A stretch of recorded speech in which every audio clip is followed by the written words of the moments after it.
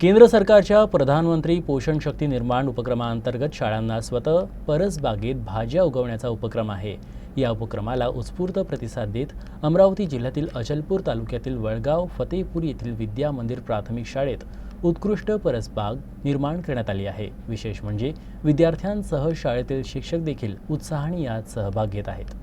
विद्या मंदिर प्राथमिक शाळा या शाळेतील शिक्षकांच्या मार्गदर्शनाखाली विद्यार्थ्यांनी शाळेत एक सुंदर अशी परसबाग तयार केली आहे। ज्या परसबागेचा जिल्ह्यातून प्रथम क्रमांक आलाय।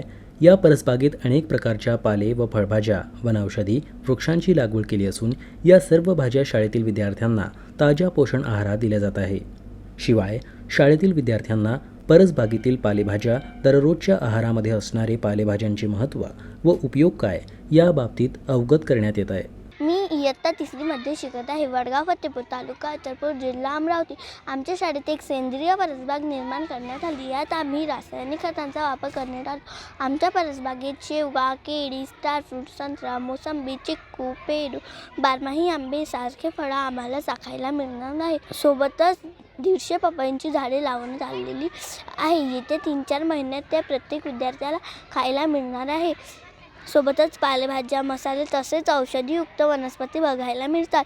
परसबागेत निर्माण होणाऱ्या पालेभाज्या आणि भाजीपाला रोजच्या खिचडी टाकला जातो, त्यामुळे आमच्या शाळेची खिचडी छान तयार होते। आम्ही ती फार आवडीने खातो। परसबाग निर्माण करण्यात आमच्या शिक्षकांचा फार मोलाचा वाटा आहे। शाळेत विद्यार्थ्यांना सकस आहार मिळावा या हेतून निर्माण केलेली ही परसबाग इतर शाळांसाठी प्रेरणादायी ठरली आहे। अमरावती जिल्ह्यातील प्रधानमंत्री पोषण शक्ती निर्माण योजनेअंतर्गत उत्कृष्ट परसबाग स्पर्धा आयोजित करण्यात आली होती। त्या शाळेनं जिल्हा स्तरावर प्रथम क्रमांक पटकावला आहे।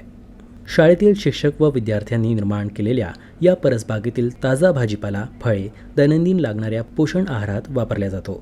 परसबाग टिकवण्यासाठी विद्यार्थी दररोज बागेला खत पाणी देऊन संगोपन करतात।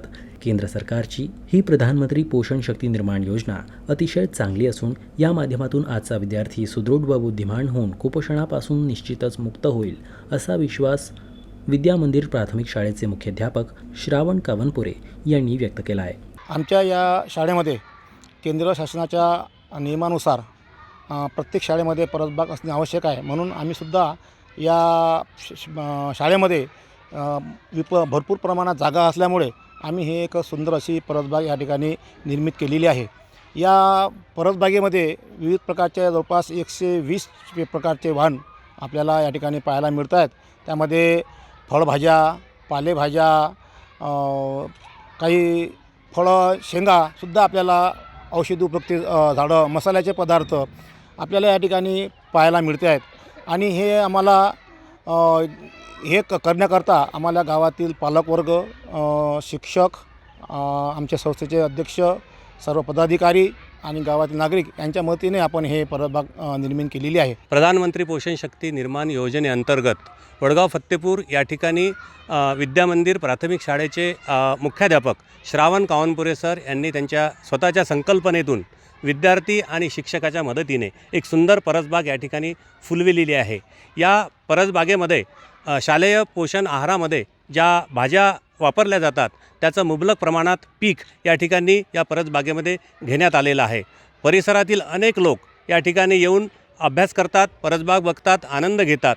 मला जेव्हा समजलं की ही परसबाग अमरावती जिल्ह्यातून प्रथम क्रमांकाने आलेली आहे, त्यामुळे माझंही आकर्षण या ठिकाणी निर्माण झालं। मी स्वतः ही परसबाग पाहण्यासाठी आलो तेव्हा या परिसरामध्ये असलेल्या पालेभाज्या, फळभाज्या, औषधी वनस्पती, वेली सदृश्य भाज्या आणि त्याचप्रमाणे अतिशय सफरचंद, सुपारी, त्याच्यानंतर द्राक्ष अशा आणि स्ट्रॉबेरी अशा प्रकारच्या विविध आणि दुर्मिळ वनस्पतीची देखील लागवड झालेली या ठिकाणी मी प्रत्यक्ष पाहिली। विद्यार्थ्यांच्या सर्वांगीण विकासासाठी उपयुक्त ठरणारी अशा प्रकारची प्रेरणादायी परसबाग सर्व शाळांमध्ये निर्माण झाली तर नक्कीच बालकांच्या शिक्षणाबरोबरच सुदृढ आरोग्याचा विचार करून आपल्याला उच्च शिक्षणाचे ध्येय पूर्ण करता येईल यात शंका नाही। Arun Joshi, UCN news, Amravati.